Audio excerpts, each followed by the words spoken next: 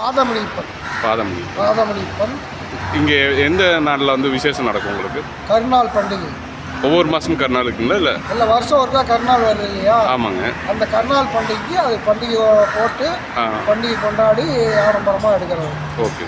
அது என்ன விசேஷமாக? மக்கள் எல்லாருமே பொங்கல், கடாயி, கோழி இதெல்லாம் கொண்டு வந்து காவை கொடுத்து அவங்க கோரிக்கையை நிறைவேற்றிக்கிட்டு ஓகே அவங்க போவாங்க. சரி. பொங்கலுக்கு அடுத்த நாள் கருநாள் தானுங்களா? அந்த கருநாள் தானுங்களா? அதே தான். சொல்லுங்கள். இது வெள்ளக்காரங்காலத்தில் பழைய காலத்து சாமி. சரி. அது வந்து அந்த ரோட்டு ஓரமாக இருந்ததுனால ஐவாக்காரங்க எடுத்துட்டாங்க. சரிங்க. எடுத்த வாட்டி அதுக்கு இடம் கிடைக்காம இருந்தது.